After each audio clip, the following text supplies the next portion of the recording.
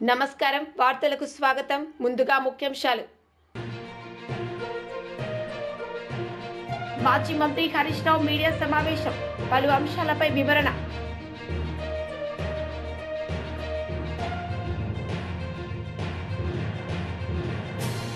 BC సంక్షేమ శాఖ మంత్రి ఎస్ సవిత మీడియా సమావేశం పలు అంశాలపై వివరణ లీడ్ క్యాప్ చైర్మన్ పిల్లి మాణిక్యరావు మీడియా సమావేశం నిర్వహించారు. సందర్భంగా ఆయన మాట్లాడారు.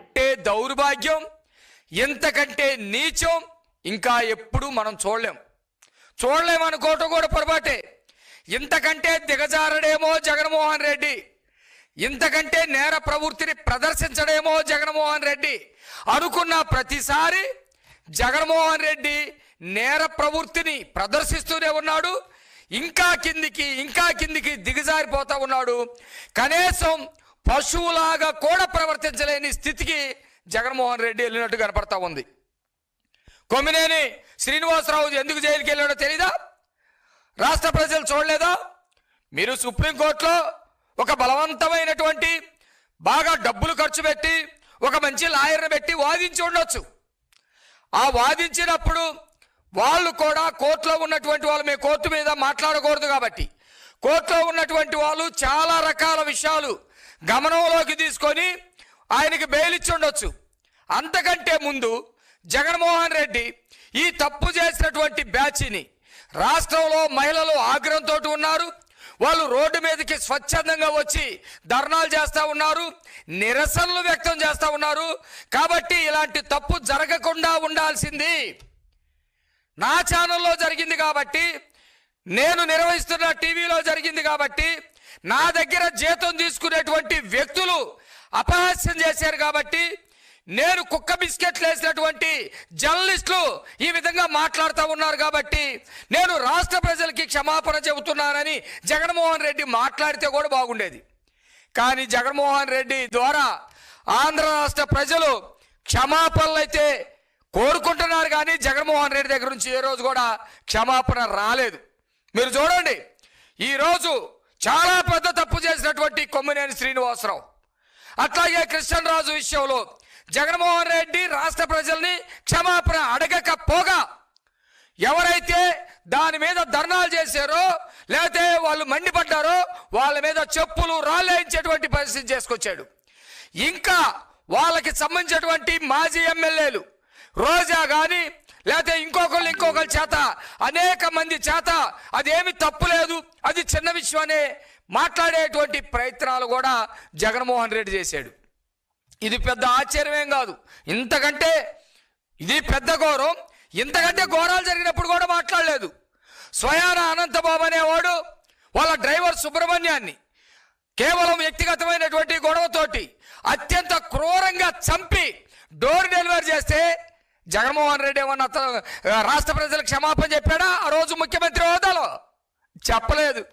లేదు, 4 గోడల మధ్య అతన్ని ఏమన్నా రే నువ్వు తప్పు చేస్తున్నావని చెప్పాడా? చెప్పలేదు. చెప్పకపోగా రెడ్ కార్పెట్ వేసి పోలీసుల చేత సెల్యూట్ చేయించి మేళాలు తాళాలతోటి ఊరేగించాడు ఇదే జగన్మోహన్ రెడ్డి. అలాంటి వ్యక్తి ఈరోజు కొమ్మినేని బెయిల్ మీద వచ్చాడని పండగలు చేయకుండా ఎట్లా ఉంటాడు? అలాంటి స్వభావం ఉన్నటువంటి వ్యక్తి వాటర్లు కొట్టి వాటర్లు లైన్లో నుంచోని ఎందుకు నాకంటే ముందుకెళ్తున్నామని చెప్పేసి వాటర్ అడిగితే వాటర్ని పట్టుకొని కాలర బట్టి చెంప పగలగొట్టినటువంటి అన్నబత్తి శివకుమార్ని ఏమయ్యా, వాటర్లు దేవుళ్ళు, వాటర్లు ఓటేస్తేనే మనం ఎమ్మెల్యేలుగా మంత్రులుగా ముఖ్యమంత్రులుగా గెలుస్తాం, ఓటర్ల మీద చెయ్యి చేసుకోవటం తప్పు అని ఆ రోజు జగన్మోహన్ రెడ్డి ఏమైనా మాట్లాడాడా? అన్నబత్తి శివకుమార్ బ్రహ్మాండంగా చేశాడు, అద్భుతంగా చేశాడని చెప్పి మాట్లాడినటువంటి నీచుడు జగన్మోహన్ రెడ్డి. సరే, ప్రజాస్వామిక వ్యవస్థలో ఓట్లు వేయడం అనేది ప్రజల యొక్క హక్కు. ఆ ఓట్ల విషయంలో అతనికి తక్కువ ఓట్లు పడుతున్నాయని ఈవీఎంల బద్దలు కొట్టినటువంటి పిన్నెల్లి రామకృష్ణారెడ్డిని ఏమన్నా, పిన్నెల్లి ఓట్లనే ప్రజాస్వామ్యంలో మన భవిష్యత్తుని నిర్ణయిస్తాయి, ఓట్ల ఈవీఎంల జోలికి వెళ్ళకూడదు, వాటిని ఎందుకు పగలగొట్టామని చెప్పేసి వాళ్ళనేమన్నా మాట్లాడాడా? ఆ రోజు పిన్నెల్లి ఏమయ్యా, ఆయన ఏం చేశాడు? ఈవీఎంలు పగలగొడితే తప్ప ప్రజాస్వామ్యంలో అతను ఏదో ఓడిపోతున్నాడని భయపడ్డాడు, ఈవీఎంలు పగలగొట్టాడు. మాజీ మంత్రి అంబటి రాంబాబు మీడియా సమావేశం నిర్వహించారు. సందర్భంగా ఆయన మాట్లాడారు. కేటాయించలేనటువంటి దుష్టబుద్ధితో ఇవాళ చంద్రబాబు నాయుడు గారు ఇవాళ అధికారంలో ఉన్నాడు. సూపర్ 6 కానీ సూపర్ 7 కానీ అమలు చేయాలంటే ఎంత ఖర్చు అవుతుందో వైఎస్ఆర్ కాంగ్రెస్ పార్టీ ఉదాహరణతో సహా లెక్కలతో సహా చెప్పింది. 81,000 కోట్లు ఖర్చు పెట్టాల్సి ఉంటుంది అని. ఒక్క పైసా కూడా ఖర్చు పెట్టలా ఈ సంవత్సర కాలంలో చంద్రబాబు నాయుడు గారు. ఇప్పుడు చెప్తున్నాడు ఖర్చు పెడతాను అని, ఇంకా పెట్టలా. కానీ చంద్రబాబు నాయుడు గారు 1,58,604 కోట్లు అప్పు తెచ్చాయండి వివిధ సంవత్సరాల నుంచి. Record break. ఇంతవరకు ఎవరు చేయలే. ఒక నారా చంద్రబాబు నాయుడు గారే చేశాడు, రికార్డ్ బ్రేక్ చేశాడు. అప్పుల గురించి మాట్లాడితే ఏమనేవాడు, జగన్మోహన్ రెడ్డి గారు అప్పులు తీసుకొస్తున్నాడు, ఇది శ్రీలంక అయిపోద్ది, ఇది దౌర్భాగ్యమైన పరిపాలన అయిపోతుంది, రాష్ట్రం దివాళా తీస్తుంది అని చెప్పాడు.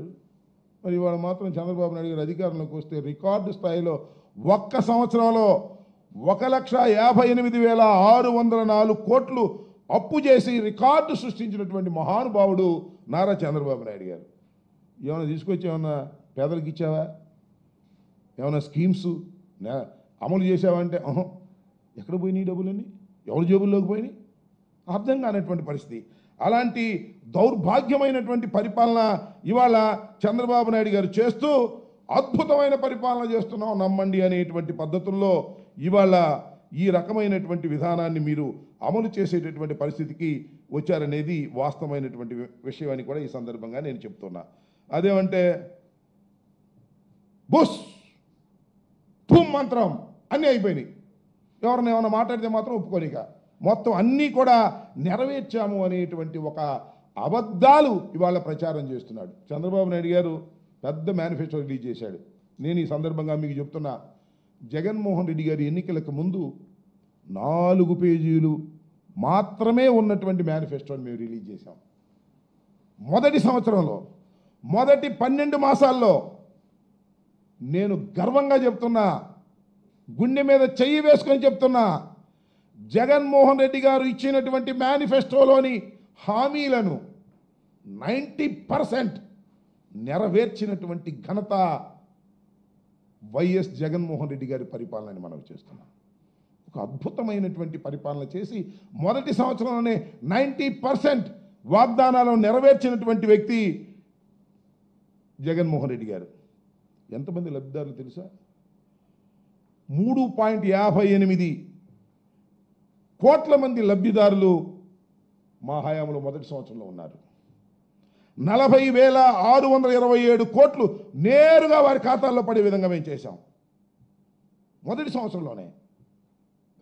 1, 2, 3 సంవత్సరాల్లో కాదు, ఫస్ట్ ఇయర్లోనే 12 మాసాల్లోనే చేసినటువంటి ఘనత 3.58 కోట్ల మంది లబ్ధిదారులకి మేము లబ్ధి చేకూర్చే విధంగా ప్రయత్నం చేశాం. 40,627 కోట్లు డైరెక్ట్గా వారి ఖాతాల్లో పడే విధంగా చేశామనేది కూడా ఈ సందర్భంగా నేను చెప్పదలుచుకున్నా. 5 సంవత్సరాలు చూస్తే జగన్మోహన్ రెడ్డి గారు పరిపాలన చేసిన 5 సంవత్సరాల్లో మొత్తం డీబీటీ ప్రకారం, డైరెక్ట్ బెనిఫిట్ ట్రాన్స్ఫర్ ప్రకారం 2,73,756.17 కోట్ల రూపాయలు లబ్ధిదారులకు చేకూర్చినటువంటి ఘనత వైఎస్ఆర్ కాంగ్రెస్ పార్టీది, జగన్మోహన్ రెడ్డి గారిది. డైరెక్ట్ బెనిఫిట్ ద్వారా డీబీటీ ద్వారా చేసినటువంటి ఘనత జగన్మోహన్ రెడ్డి గారిది. మాజీ ఎమ్మెల్యే ఎన్వీఎస్ఎస్ ప్రభాకర్ మీడియా సమావేశం నిర్వహించారు. సందర్భంగా ఆయన మాట్లాడారు. సంబంధించినటువంటి వ్యవహారంలో జరిగినటువంటి తప్పిదాలని, జరిగినటువంటి ఒక అంశాలని ప్రతి ఏటా కూడా లేవనెత్తుతూ ఉన్నప్పటికీ కూడా ముఖ్యమంత్రిగా బాధ్యత వహిస్తూ కనీసం ఒక్కసారి కూడా ఆ రోజుల్లో ఎట్లా దాన్ని సరిచేయాలి, అధిగమించాలి, తప్పులు జరగకుండా చూడాలని ప్రయత్నం చేయనటువంటి వ్యక్తి అప్పటి ముఖ్యమంత్రి కేసీఆర్ అని చెప్పని నేను పేర్కొంటా ఉన్నాను. ఇకపోతే ప్రతిదానికి కేబినెట్ నిర్ణయం అని చెప్పారు. అంటే ప్రతిదానికి కేబినెట్ నిర్ణయం అంటే మేము ఒక్కరమే దోచుకోలేదు, మేము ఒక్కరమే దాచుకోలేదు, కేబినెట్ మొత్తంగా దోచుకున్నాం, మొత్తంగా దాచుకున్నాం అని చెప్పడం కొరకు చేసినటువంటి ప్రయత్నమా అని చెప్పని బీజేపీ సూటిగా అడుగుతా ఉన్నది.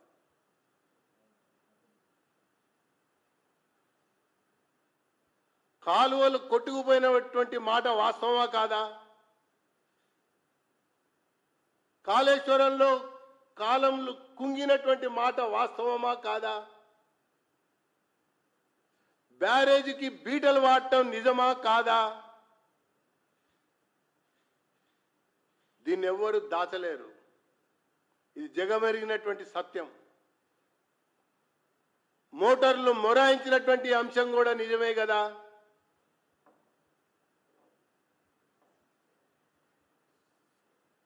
దీని విషయంలో నోరు విప్పాలి, దీని విషయంలో మాట మాట్లాడాలి. అసలు కథ ఏం జరిగింది అన్నటువంటి అంశం అక్కడనే బయటపడుతుంది. ఇక పోతే తమ్మిడి హట్టి కాడ, మేడిగడ్డ కాడ, ఈ రెండుకు సంబంధించినటువంటి విషయాలు కూడా ఎవరు ఎన్ని మాట్లాడినా మాజీ మంత్రి హరీష్ రావు మీడియా సమావేశం నిర్వహించారు. ఈ సందర్భంగా ఆయన మాట్లాడారు. Displacing the discharges from Nagarjuna Sagar project for Krishna Delta, thus enabling the use of the said 80 TMC for projects upstream of Nagarjuna Sagar. Polavaram నీళ్లను, గోదావరి నీళ్లను కృష్ణా నదికి మార్చినప్పుడు 80 టీఎంసీలు ఆ రోజు మళ్ళీ ఇస్తామని చెప్పారు. 80 టీఎంసీలు మళ్ళిస్తే ఆ 80 టీఎంసీలు నాగార్జున సాగర్ పైన ఎలా వాడుకోవాలనో ఆ రోజు ట్రిబ్యునల్ చెప్పింది. అంటే అప్పుడు ఉమ్మడి ఆంధ్రప్రదేశ్, నాగార్జున సాగర్ పైన అంటే today it is Telangana, Mahabubnagar జిల్లా. నాగార్జున సాగర్ పైన 45 టీఎంసీలు అంటే అవి తెలంగాణకు వస్తాయి. అదే రేషియో ఇచ్చారు అక్కడ, 45, 21, 14. అంటే అక్కడ 35 అందరు చూసినారు. 35 TMC Karnataka and Maharashtra together 35 TMC. అందులో 21 and 14 అన్నట్టు.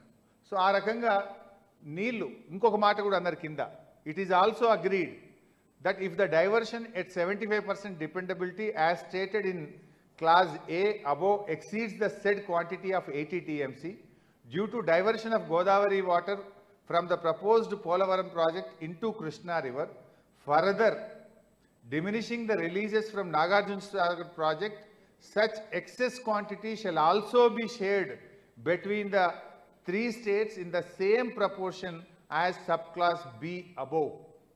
80 TMCల కంటే ఎక్కువ నీళ్లు పోలవరం నుంచి మళ్లిస్తే ఇదే రేషియోలో కృష్ణా నది నీళ్లు నాగార్జున సాగర్ పైన 3 రాష్ట్రాలకు ఇవ్వవలసి ఉంటుంది.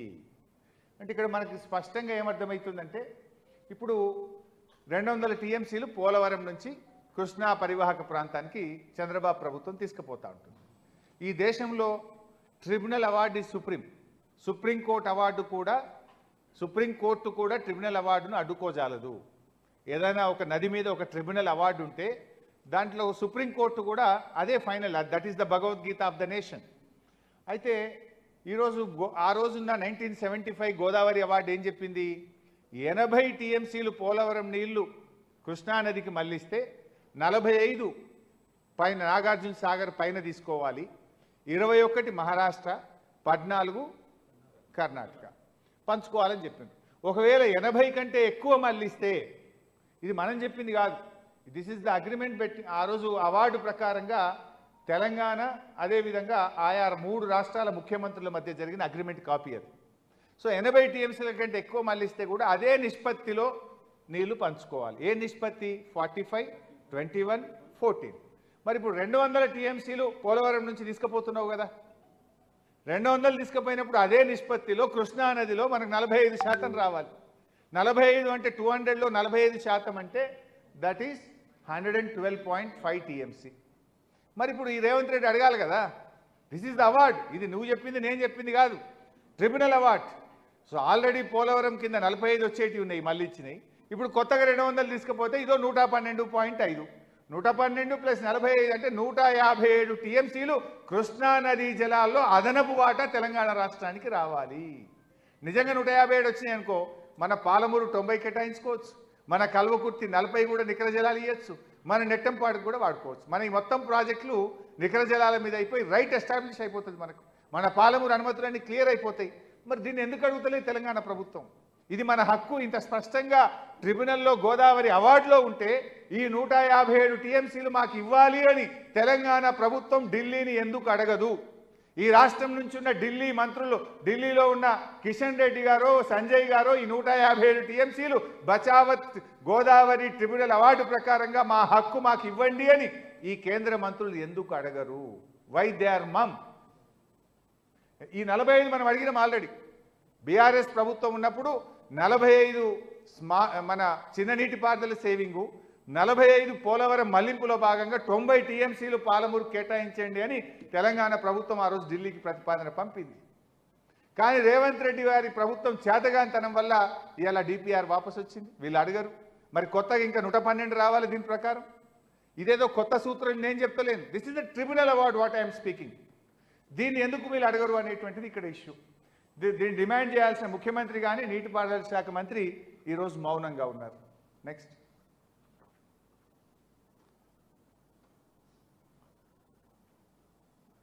ఈ ప్రాజెక్ట్లో ఇంకో ఇంపార్టెంట్ పాయింట్, మీ అందరు 200 అనుకుంటున్నారు. వాళ్ళు ఒక డిపిఆర్ ఈ మధ్యనే ప్రిలిమినరీ ఫీజిబిలిటీ రిపోర్ట్ను వారికి ప్రజెంట్ చేసినారు. కేంద్రంలో సిడబ్ల్యూసికి ఇచ్చారు ప్రిలిమినరీ ఫీజిబిలిటీ రిపోర్ట్. అందులో చూస్తే 400 టీఎంసీలు తీసుకుపోతామంటారు. ఇప్పుడు దోసవే, ఫ్యూచర్లో 400. ఆ 400 కోసం ఇప్పటి నుంచే మేము తవ్వే టనళ్ళు కానీ కాలువల సైజు 400కు తవ్వుతామని రాసిందల్లా. మీరు అది చదివి వినిపిస్తాం మీకు. Reservoir is 173 TMC and live storage is 152 TMC and there is a scope to increase it up to 300 to 400 TMC to cater the future needs. The gap-wise details are as tabulated below. The analysis strongly recommends that the initial infrastructure, particularly the gravity canal system, tunnels, surge shafts and delivery outlets to be designed from the outset for a 3 TMC per day capacity, even if only a 2 TMC per day diversion system is commissioned initially. ప్రస్తుతం 2 TMCలతోని commission చేసుకున్న తవ్వే టన్నెళ్ళు కానీ canals కానీ surge shops అన్ని 3 TMCలకు తవ్వుతాం. ఇప్పుడే భవిష్యత్తును దృష్టిలో పెట్టుకొని 3 TMCలు ఒక రోజుకు తీసుకుపోయే విధంగా టన్నెళ్ళు తవ్వుతాం, కాలువలు తవ్వుతామని ఆంధ్రప్రదేశ్ ప్రభుత్వం ఇచ్చిన ఫీజిబిలిటీ రిపోర్ట్లోనే రాశారు. మనం అనుకుంటున్నాం 200 తీసుకుపోతారని, వాళ్ళు సూటు పెట్టింది 400. ఆనాడు పోతిరెడ్డిపాడులో అట్లే కుట్ర చేసిండ్రు. ఆనాడు పోతిరెడ్డిపాడులో కుట్ర చేసి కృష్ణా నదిని మొత్తం కూడా కొల్లగొట్టిండ్రు. ఇప్పుడు గోదావరిని కొల్లగొట్టే కుట్ర. చెప్పేది దోసవు, ఇప్పుడు 400కు ఆల్రెడీ టన్నెలు తవ్వుతున్నారు.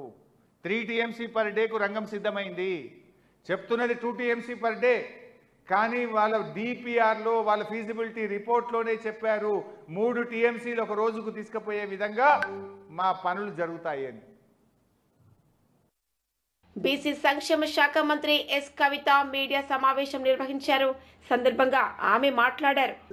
సుమారుగా 67,27,164 మందికి తల్లి వందనం అందజేశామన్న విషయాన్ని కూడా మీకు తెలియజేస్తున్నాం. ఎందుకంటే సుమారుగా 8,745 కోట్ల రూపాయలు తల్లి వందనం కింద డైరెక్ట్ తల్లిదండ్రుల అకౌంట్లోకి అమౌంట్ క్రెడిట్ అయిందన్న విషయం కూడా తెలియజేస్తూ, తల్లిదండ్రులు ఒక పక్క, పిల్లలు ఒక పక్క నిజంగా చాలా ఆనందంగా ఉన్నారన్న విషయాన్ని కూడా మీకు తెలియజేస్తున్నాం. గత ప్రభుత్వం చేసిన అప్పులు కట్టుకుంటూ ఈరోజు మర్రి చంద్రబాబు నాయుడు గారు, డిప్యూటీ సీఎం పవన్ కళ్యాణ్ గారు, ఒక పక్క యువగళం అధినేత ఈరోజు తల్లి వందనం ఇవ్వటం నిజంగా చాలా ఆనందంగా ఉంది. అంతేకాకుండా మొత్తం తల్లి వందన పథకానికి మొత్తం వ్యయం వచ్చి 10,091 కోట్ల రూపాయలు. మరి అందులో పాఠశాల అభివృద్ధి కోసం 13,046 కోట్ల రూపాయలు వెచ్చించామన్న విషయం కూడా మీకు తెలియజేస్తున్నాం. మరి గత ప్రభుత్వంలో ఈ తల్లి వందనం కూడా ఇంట్లో ఎంతమంది బిడ్డలుంటే అంతమందికి తల్లి వందనం అందజేసామన్న విషయాన్ని కూడా మీకు తెలియజేస్తున్నాం. ఒకరు ఉంటే 13,000, ఇద్దరుంటే 26,000, ముగ్గురుంటే 36,000, నలుగురుంటే 52,000, 5 మంది బిడ్డలుంటే 65,000 రూపాయలు అందజేశామన్న విషయాన్ని కూడా మీకు తెలియజేస్తున్నాం.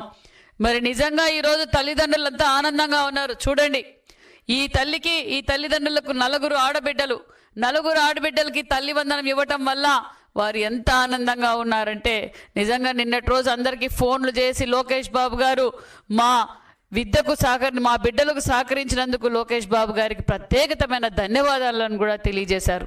అంతేకాకుండా మరి ఈ తల్లిదండ్రులకు 4 బిడ్డలు, మరి ఈ తల్లిదండ్రులకు 5 మంది బిడ్డలు, వాళ్లకు 65,000 రూపాయలు నిన్న క్రెడిట్ అయ్యింది. వాళ్ళ ఖాతాల్లో 65,000 మందికి పడింది. 65,000 రూపాయలు పడింది అనే విషయం కూడా తెలియజేస్తున్నాం. మరి ఒకే కుటుంబానికి నలుగురికి తల్లి వందనం అందిందని కూడా మీడియాలో అంతా వచ్చింది. మరి గత ప్రభుత్వం ఎన్నికల సమయంలో నా చెల్లమ్మలు, నా బిడ్డలు, నేను ప్రతి బిడ్డకు మేనమామ అని చెప్పుకున్నారు. అధికారంలోకి వచ్చిన తర్వాత ఏ విధంగా మోసం చేశారో మీరు అందరూ చూశారు. అమ్మఒడి కింద ఇంట్లో ఎంతమందికి ఉంటే అంతమందికి జగన్మోహన్ రెడ్డి గారు ఓ పక్క, భారతిరెడ్డి గారు ఓ పక్క, వైసీపీ పార్టీ వాళ్ళంతా ఎంతమందికి ఉంటే అంతమందికి అమ్మఒడి ఇస్తామని చెప్పి ఓటేయించుకొని కుర్చీలో కూర్చున్నాక మోసం చేశారన్న విషయం మీకు తెలియజేస్తున్నాం. మరి వైసీపీ పార్టీకి తల్లి ప్రేమకు పరిమితం పెట్టారు, ఒకరికే ఇచ్చి. మరి ఎన్డీఏ ప్రభుత్వం మా యువగలం అధినేత నారా లోకేష్ బాబు గారు తల్లిదండ్రుల ప్రేమకు, తల్లిదండ్రుల పిల్లలకు కానీ పరిమితం పెట్టకుండా ఎంతమంది ఉంటే అంతమందికి తల్లి వందనం అందజేసిన ప్రభుత్వం ఎన్డీఏ ప్రభుత్వం అని కూడా ఈ సభాముఖంగా మీకు అందరికీ తెలియజేస్తున్నాం. మరి జగన్మోహన్ రెడ్డి గారు ఎంతమందికి ఇచ్చారు అమ్మఒడి? ఈరోజు మేము ఎంతమందికి అమ్మఒడి ఇస్తున్నాం? మేము బీజేపీ లీడర్ బూర నర్సయ్య గౌడ్ మీడియా సమావేశం నిర్వహించారు. ఈ సందర్భంగా ఆయన మాట్లాడారు. అంటే కేవలం కేంద్రం ఇచ్చే ఫైనాన్స్ కమిషన్ ద్వారా డెవలప్మెంట్ అవుతుంది. ఏదైతే development 14th, 15th finance commission ఉందో ఎన్నికలు నిర్వహించకుండా ఉండటం వల్ల, డిలే కావటం వల్ల తెలంగాణ రాష్ట్రానికి 15th ఫైనాన్స్ కమిషన్ కింద రావాల్సిన 1,514 కోట్ల రూపాయలు, అక్షరాల 1,514 కోట్ల రూపాయలు తెలంగాణ రాష్ట్ర ప్రజలు కోల్పోతున్నారని సందర్భంగా ముఖ్యమంత్రికి తెలియజేస్తున్నాం. అదేవిధంగా ఎన్నికలు లేట్ కావటం వల్ల, ఎన్నికలు మీరు నిర్వహించలేదు, మీకు చేతగా చేపట్టి ఈరోజు 14th ఫైనాన్స్ కమిషన్ ద్వారా గతంలో వచ్చే బకాయిలు దాదాపు 800 కోట్ల రూపాయలు కూడా పెండింగ్లో పడ్డాయని ఈ సందర్భంగా ఈ ప్రభుత్వం ఇప్పటికైనా మేలుకొని తెలంగాణ రాష్ట్రం నష్టపోకుండా కనీసం ఎన్నికలైనా కూడా నిర్వహించాలని మేము డిమాండ్ చేయటం జరుగుతుంది. అదేవిధంగా ఈరోజు స్టేట్ ఎలక్షన్ కమిషన్ రిజర్వేషన్లు ఎంత ఉండాలనేది నిర్ణయించే అధికారం కానీ, నిర్ణయించేది గాంధీ స్థానిక సంస్థలో 100% రాష్ట్ర ప్రభుత్వాందే అని సందర్భంగా తెలియజేస్తుంది.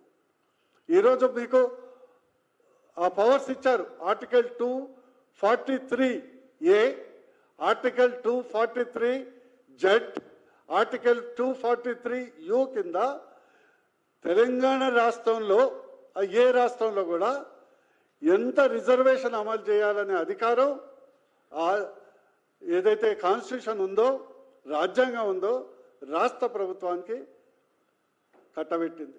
కానీ ఏం చేస్తున్నారు? ఈరోజు ఎన్నికల ముందు, అసెంబ్లీ ఎన్నికల ముందు ఒక భారత్ కా గోడా అంటే మన రాహుల్ గాంధీ ఉన్నారు కదా వాళ్ళ నాయకుడు, ఆయనే చెప్పిండు నేను భారత్ కా గోడా అని. అంటే పందెంలో ఉండే గుర్రాన్ని కాదు, నేను భారత్ కా గోడా అని చెప్పడం జరిగింది. ఆ భారత్ కా గోడానే పెద్ద పెద్ద డైలాగులు చెప్పారు.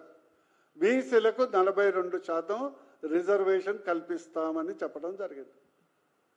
100 మేము BJP party YCP leader media సమావేశం నిర్వహించారు. సందర్భంగా ఆయన మాట్లాడారు. సంబంధం లేదు, వారాహి వాహనం మీద రాష్ట్రం అంతా తిరుగుతాను అని చెప్పేసి కొన్ని ప్రాంతాల్లో తిరిగిన ఈ సనాతన ధర్మ రక్షకుడు అని చెప్పుకున్న పవన్ కళ్యాణ్ ఏమైపోయాడు? ఆ రోజు మీరు కట్టుకథలల్లి తిరుపతిలో ఏదో కల్తీ లడ్డులో కల్తీ జరిగింది, కల్తీ నెయ్యి కలిపారు అనేటటువంటి ప్రచారం చేయడానికి, దుష్ప్రచారం చేయడానికి మీరు పూనుకొని ఆ సంఘటన గురించి చంద్రబాబు నాయుడు గారు మిమ్మల్ని ఆదేశిస్తే మీరు డ్రెస్ మార్చుకొని వచ్చి విజయవాడలో దుర్గమ్మ తల్లి టెంపుల్ దగ్గర మీరు నటన ప్రదర్శించారే ఆ మెట్లు కడుగుతూ. మరి ఈనాడు ఎక్కడికి పోయారు? ఏ గుళ్ళో మెట్లు కడుగుతా ఉన్నారు మీరు? మీ అడ్రస్ కనపట్లేదే? ఆంధ్ర రాష్ట్రంలోనే కనపట్లేదే? అంతేకాదు, పులవర్తి నాని అనుసరుడైన తిరుచానూరు మండల ప్రెసిడెంట్ అయిన కిషోర్ అనేటటువంటి వ్యక్తి ఇవాళ ఇంకొక గుడి, నాగాలమ్మ అనేటటువంటి గుడిని కూల్చేశారు. నాగాలమ్మ గుడి ఎంత ప్రాముఖ్యత సంతరించుకుందో తెలుసు. ఆ గ్రామంలో ఉన్న నాగాలమ్మ గుడిని కూల్చేసి గ్రామాన్ని ఖాళీ చేయాలనేటటువంటి హుకును జారీ చేసి ఎవరు అండదండతో చేస్తున్నారు చూడండి. ఈ ఫోటోలు చూడండి. ఎవరితో ఉన్నాయి ఈ ఫోటోలు? చంద్రబాబు నాయుడు గారితోనూ లోకేష్ గారితో. అంటే మీరు మీ అనుచరుల్ని పంపించి గుళ్ళు కూల్చే కార్యక్రమం చేస్తున్నారా నేను అడుగుతా ఉన్నా. పోలీసులు రక్షణగా పెట్టి మీరు ఈ గుళ్ళు కూల్చే కార్యక్రమం చేస్తున్నారా? వ్యవస్థలు ఏమైపోయాయి? పోలీసులు ఏమయ్యారు? గుళ్ళు కూల్స్తూ ఉంటే సొద్దుని చూస్తా ఉన్నారా? ఊరు నుంచి తరిమి కొట్టే కార్యక్రమం ప్రజలను మీరు చేస్తూ ఉన్నారు. వీడియోలో ఉన్నాయన్నీ మీరు చూస్తూనే ఉన్నారు. గ్రామస్తులు అడ్డుకున్నారు, అయినప్పటికీ కూడా పోలీసులను అండగా పెట్టుకొని మీరు గ్రామస్తుల్నే బెదిరించి భయపెట్టి ఇలాంటి దురాగతాలకి దురాచారాలకి పాల్పడతా ఉన్నారని చెప్పేసి నేను ప్రశ్నిస్తా ఉన్నా మిమ్మల్ని. ఇదా మీ అవతారం? ప్రజలు మిమ్మల్ని పాలించమని మీకు అధికారాన్ని కట్టబెడితే గుళ్ళు కూల్చే కార్యక్రమం చేస్తారా? నాగాలమ్మ గుడి ఏమో కృష్ణమూర్తి నాయుడు అనే వ్యక్తి కూల్చేస్తాడు. వారాహి అనేటువంటి గుడినేమో కిషోర్ అనే వ్యక్తి కూల్చేస్తాడు. శ్రీకాకుళంలో కోర్మ గ్రామంలో ఆధ్యాత్మిక గ్రామం రాధాకృష్ణ మందిరాన్ని తగలబెట్టేస్తారు. తగలబెట్టడాలు, దహనకాండలు, కూల్చివేతలు ఇదేనా మీ ప్రభుత్వ తీరు అని నేను అడుగుతా ఉన్నా. దయచేసి తీరు మార్చుకోండి. హిందూ ధర్మాన్ని కాపాడాల్సిన మనం హిందూ ధర్మం మీద దాడి చేస్తూ ఉన్నారు. మీరు దాన్ని కాపాడుకోవాల్సిన అవసరం ఉంది. దయచేసి తీరు మార్చకపోతే ప్రజలే రోడ్ల మీదకి వచ్చి మీకు బుద్ధి చెప్పే కార్యక్రమం చేస్తారని చెప్పేసి నేను మిమ్మల్ని హెచ్చరిస్తా ఉన్నా. వార్తలు ముగించే ముందు ముఖ్యాంశాలు మరోసారి. మాజీ మంత్రి హరీష్ రావు మీడియా సమావేశం, పలు అంశాలపై వివరణ.